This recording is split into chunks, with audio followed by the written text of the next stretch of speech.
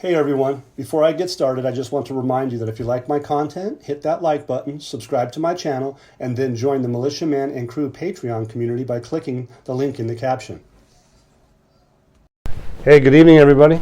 Ophelia came in to say hello, and she's probably not too excited about it, but she just realized that she's going to be with us tonight, so I love her dearly. She's a great kitty, and she takes care of Ophelia and Winnie, and interestingly enough, I'm just going to do this because fact remains is Wally's right here, and he's probably not going to be happy about it because he's been playing with Sister in the window trying to distract me, and so as you can see, he's off to the races. If Winnie comes back, we'll go from there. Hey, lots of good things tonight. Fascinating. I have to come back and say, look, there's been an article that caught the crew members their eye, and I'm going to go over some bullet points, if you will, because there was a cabinet member meeting, and it was today, and it's pretty fascinating because the headline says it's full decisions of the cabinet meeting. So some of the key points in this whole thing are going to be, brief, but you can take in the good and throw out the bad, but I don't think there's any bad. It says that the Prime Minister Mohammed Shia al-Sudani chaired the 34th regular session of the Council of Ministers, and they witnessed a discussion of the general situation throughout the country. They had discussion of a number of files that fall within the priorities of the government. We all know that that's what they're working for, and it's been an ongoing process. But as well, they were discussing topics that were on their agenda and reviewing the general framework of the overall plan, and they were talking about the National Data Center related to the strategic e-government project. To me, that e-government is no different than e-currency or e-borders or all those things. So it's electronic. It means that they're doing an interface, as I would put it, to subsequently get to the steps of digital transformation. That's what they needed to do. You're going from an old style to a new style, and in this new world economy, the new style. The 000 notes aren't going to be a thing of the future. It's going to be a thing of the past, and that's my view. But it says that it's related to the strategic e-government project and the subsequent steps of digital transformation with regard to the services provided for the citizens. Okay, so that's a big key point because we've all known this. It's to talk about it. Actions mean things. Words are, you've said that before, but are we doing it? Well, it sounds like that. You're going to find out in the next few days, or tonight, in a few minutes, that they are in that process of going into the future. So in this particular case, this next part of that disclosure that they have, he says he also directed all ministries, we're talking about al-Sudani, all ministries to fully commit to implementation of the Law 28 of 2019 on the abolition of privileges of officials. So you heard me talk about in brief that I didn't know that there was going to be any subject matter in respect to the amnesty law. Well, you're not going to always get all the pictures and the points of view from everybody at the same time, same place, same channel, but you're going to find that information, and when we hear about it, a lot of times, the Militiaman and Crew at Patreon and other places, you're going to find that when we see and hear things, they come to fruition. And today, here we are. I talked about that amnesty, and I think this is what this means.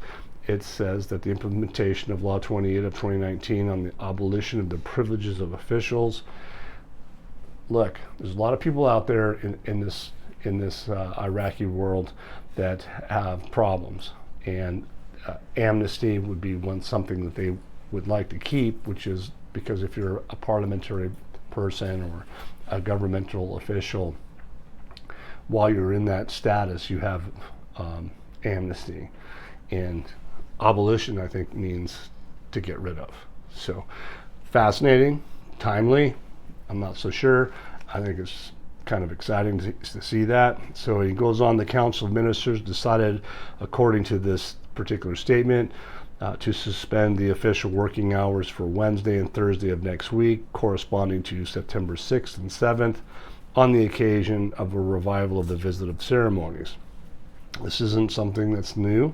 It's kind of like intact with this, and you probably go like, well, what are you talking about? It just means that one step at a time, this meeting is going through specific things. So it's not just me going random. It's the notes. Okay.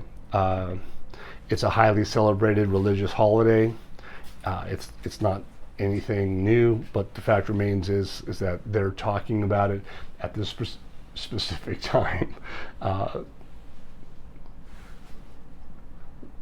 Wally's going to probably take down a whole plant in my office while we're talking. So if he does, and you hear it, relax. Okay, so what else is next is that being that it's a holiday, it's highly celebrated. This next Sunday, they're going to do something different. Okay, this next Sunday they're going to do something different. See, the Council of Ministers, the cabinet, they technically or typically have a meeting on Tuesdays, right? So they've called a holiday for the 6th and the 7th of next week for this religious period, but they take their Council of Ministers meeting and they move it back to Sunday. Well, Sunday is a normal business day, but so is Monday, and so is Tuesday. So why did they move it back to Sunday? It's a good question. That's simple as that. So why not Monday? Obviously, we're all wondering the same situation. I mean, you have a normal meeting on Tuesday. It's no holiday. You have a holiday for the 6th and 7th. So anyway, those are some of the things that we're talking about and watching. So we should see how this unfolds. In this particular, it's this. I mean, there's a laundry list of things that they're talking about. And keep in mind, this is called the full decisions of the cabinet meeting, and you can find this in Patreon, Militiaman and Crew, and in their Discord chat room. But it's lengthy, so come and see it. That's what it says. That's where it's at, right? But they go on to say a few more things that are probably going to be what inquiring minds want to know. The next piece would be the draft law on the First Amendment to the law of seizure and confiscation of movable and immovable property belonging to the pillars of the former regime. Okay, so kind of sounds like it goes with the amnesty law. Those of you that are been doing things that you shouldn't be doing, you've lost your immunity. And then it talks about laws of seizure and confiscation. So there's a lot of money out there in the world. There's a lot of speculation on how much. The bottom line is that I don't personally know how much it is. I've read some things about the Panama Papers. There's a few people in this Iraqi government that are named in that, and so there's a lot of money. So when they're talking about belonging to the pillars of the former regime, it could have some tentacles that goes pretty far. So they're really making aggressive moves, and from what they're saying here. And this is, again, this isn't just a regular article. This is coming from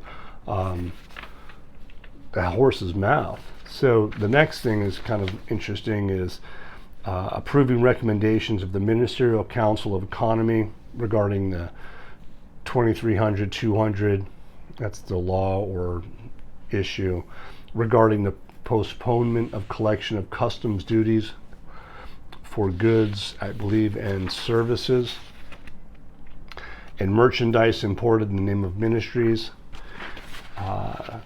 and entities not associated with the ministries. So basically, translation, as you guys all know, it's kind of tough, but it's no more taxes or tariffs on government ordered materials.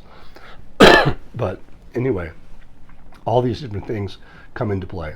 So we're going to watch this. But the next thing is, that next little thing is to be basically the Ministry of Finance will allocate an additional $400 million to the Ministry of Electricity to complete projects whose details are fixed based on the provisions of Article 60 of the Federal Budget Law, number 13 of 2023. I find it interesting.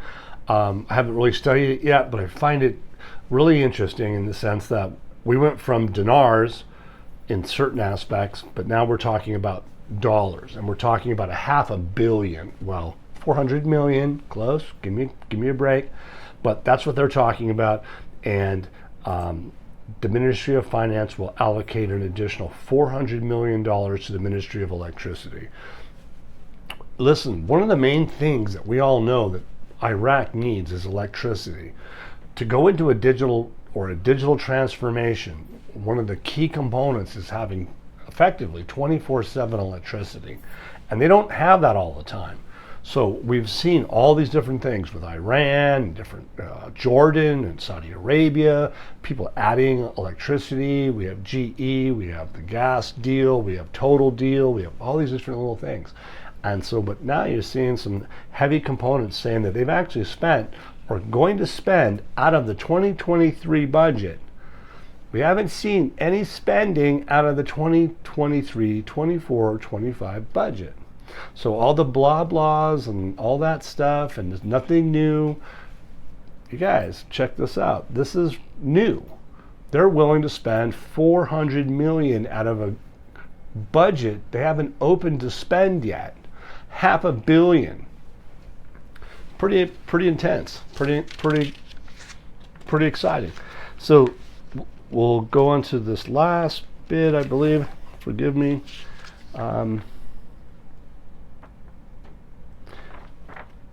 Yeah, I think that actually was probably, for that particular component, was the nutshell, because it's actually $400 million for the electricity to complete the projects. To complete projects, that means to spend. So what we've been talking about, they haven't spent money yet. I think it's coming true. So I have to say that it's getting good.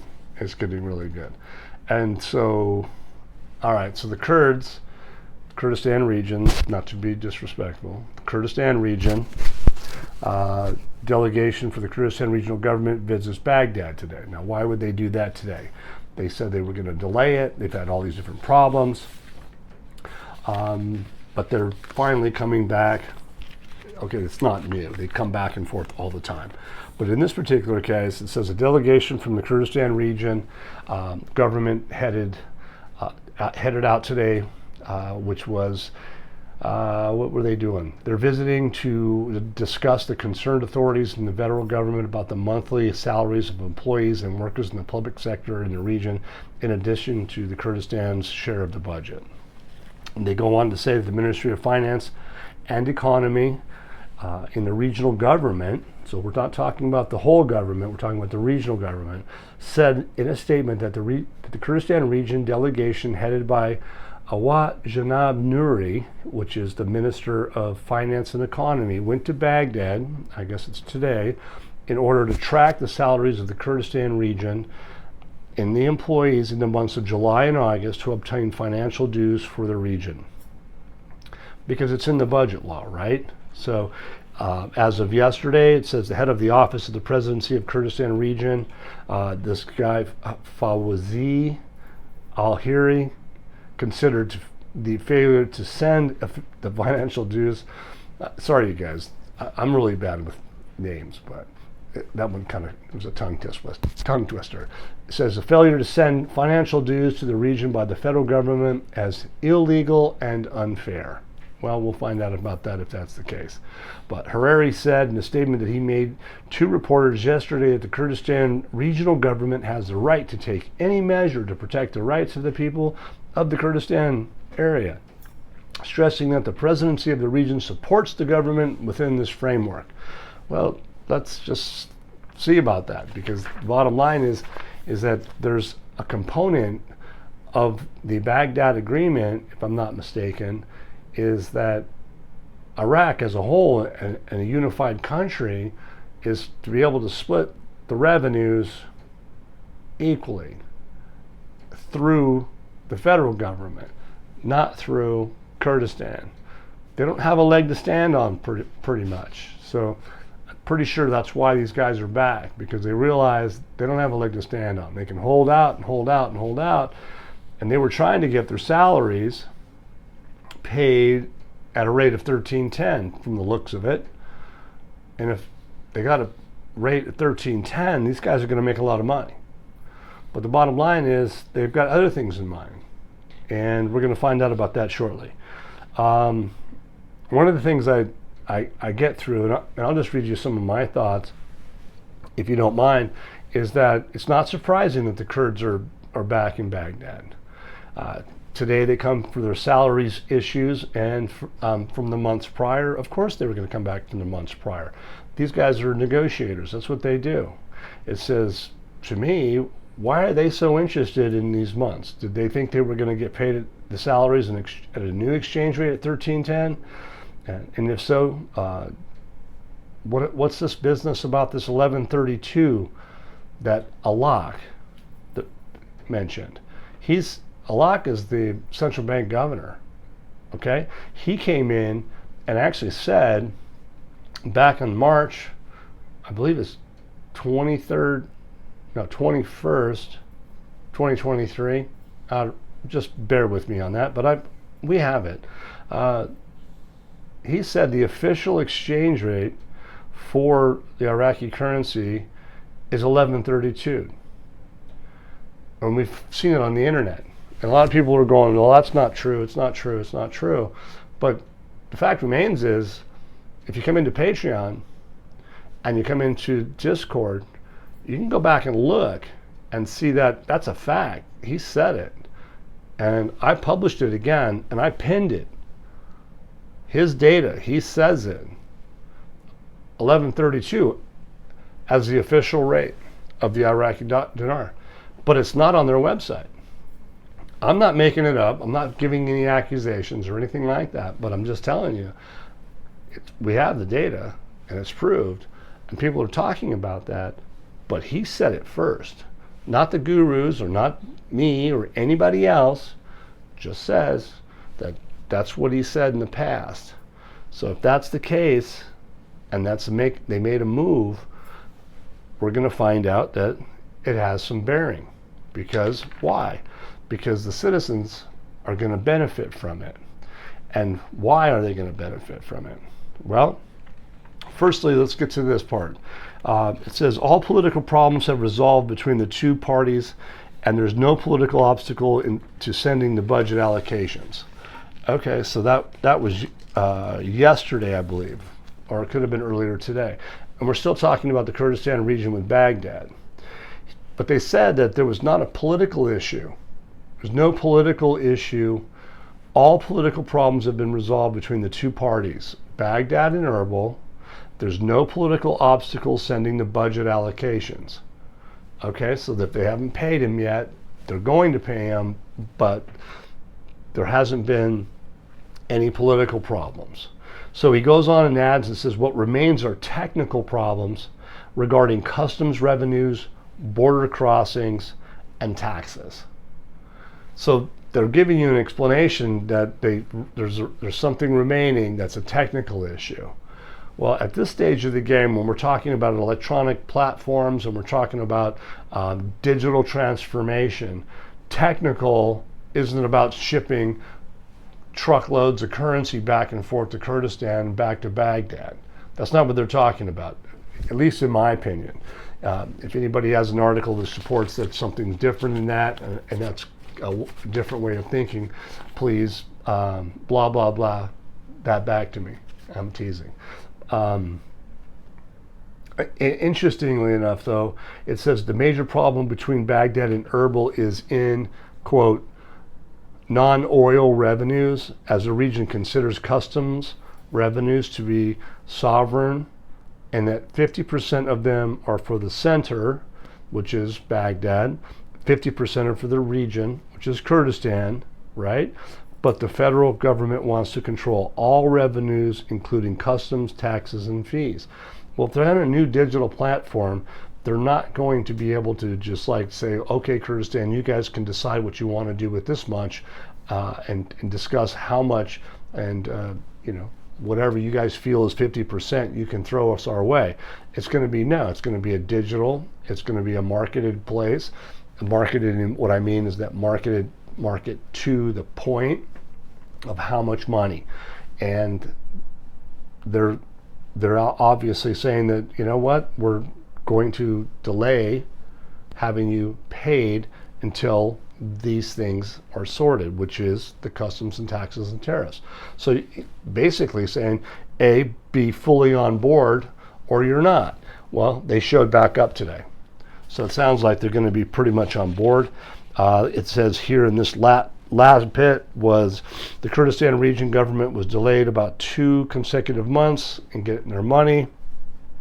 The process of distributing the salaries of its employees due to its political and economic problems with the federal government, and this prompted the announcement of a permanent strike by several government departments and institutions in Suleimania governorate and its affiliated districts and so forth. Well, basically, yeah, they're lashing out and reaching out to the point that they want their money, but who's holding it up? It's not necessarily Baghdad. So onto this next thing is that, look, we all know there's more to the story in this than meets the eye. These guys, they need their salaries, they need it quickly. Basically, the reason for not getting the salaries, just why? Well, there's got to be an exchange rate allocated. Why in the world would the government of Iraq go and give them the amount of money that they think that they deserve, and they may, but they're going to get it at an exchange rate of 13.10? I mean, do you know how profitable that will be with an exchange rate change?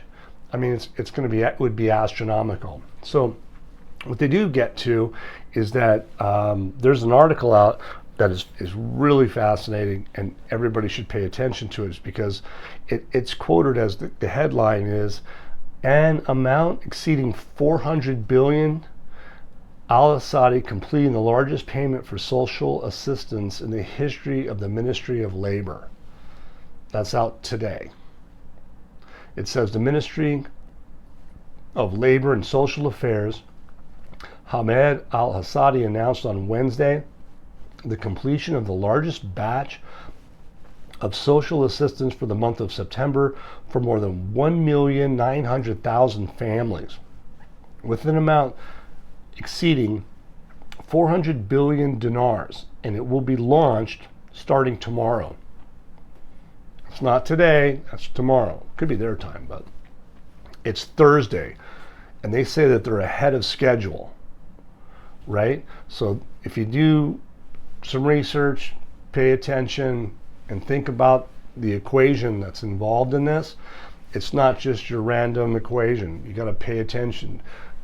A lot of things involved. It says here that the new families that will receive their first batch from the smart cards or electronic cards for the month of August are approximately 100,000 families, indicating that the number of families that have been covered by the social protection subsidy since the beginning of the national service government since 1/11/2022 has reached 625,000 families have been issued a smart card, etc., etc.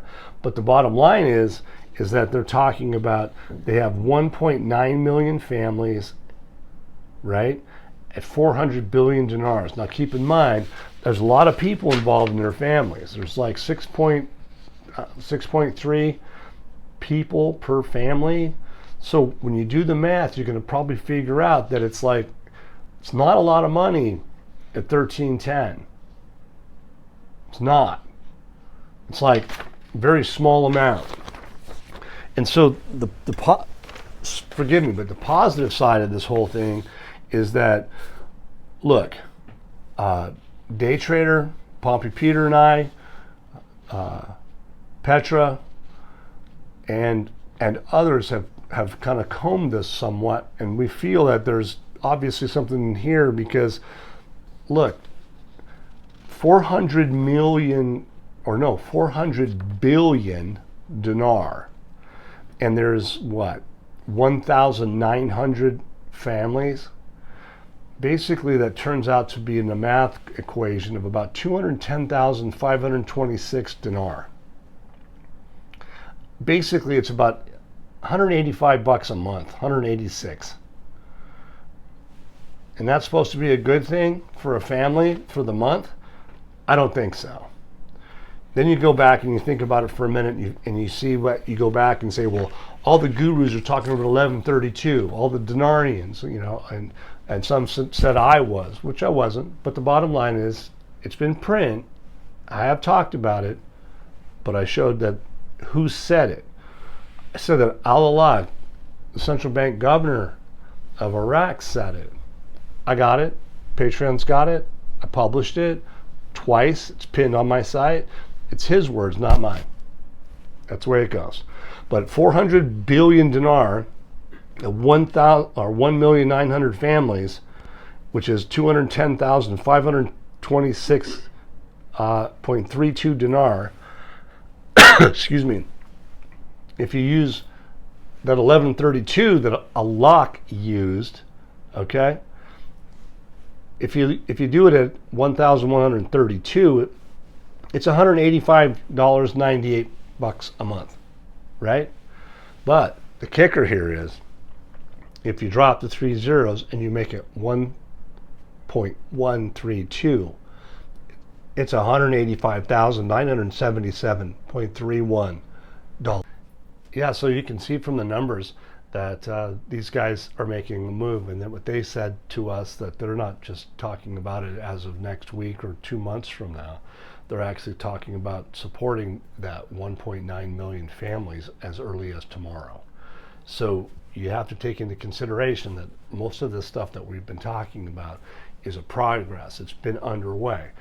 It hasn't been their job to tell us everything. It's because we're outsiders. It's their country, and they keep it to themselves as best as they possibly can. And we should be able to understand that that's a big component of this whole process. Again, we come back to the propaganda issue. We come back to just the fact is that they tell us not only the propaganda, the good, bad, and the indifferent, but they talk about projects. They talk about all kinds of things that are intertwined, and some get done, some don't get done, and then you kind of figure and go, well, where are we? But at this stage of the game, what we just showed was that this 1.9 million people, which is about 26%, and they're more of their population, are supposed to get some sort of payment. Okay? And to me, that's going to be like very exciting. We should be able to figure out from that point on. We have some specific dates that are fascinating because that starts tomorrow. Banks close tomorrow. Then we go into their normal holiday, which is a Friday and a Saturday. They changed their Council of Ministers meeting from a normal Tuesday. They pulled it back to Sunday, which is a different pattern change. The United States of America has a holiday on Labor Day. Iraq has taken, I think it's the 6th and 7th for holidays.